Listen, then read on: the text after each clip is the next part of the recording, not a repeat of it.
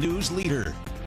Well, with the 4th of July weekend fast approaching, New York State wants to make sure everybody stays safe, especially when dealing with fireworks or sparklers. News 10 Capitol correspondent Jamie DeLine has the story.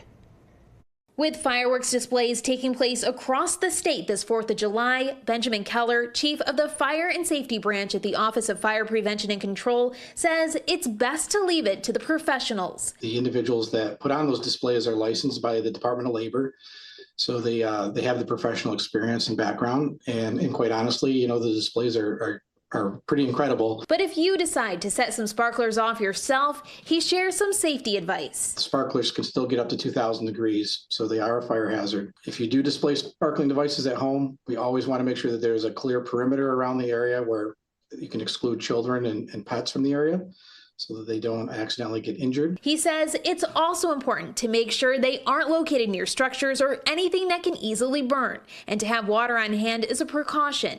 When you're done having fun, make sure they're properly disposed of. You want to make sure that you put them in some sort of a metal container with a lid away from any structure.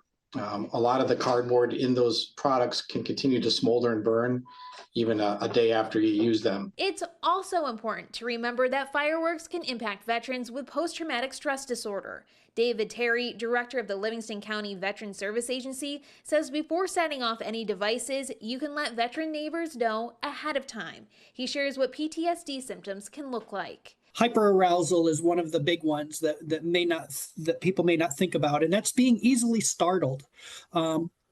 Stuff of that nature from fireworks, and they may have difficulty sleeping afterwards, and it may bring nightmares and things like that. So just having open communication and support to that veteran goes a long ways towards their mental health. For veterans who may be feeling symptoms of PTSD, Terry recommends reaching out to the National VA hotline at 988 extension 1. That's the National Crisis Line, and there's always somebody there available to talk to. In Albany, I'm Jamie DeLine.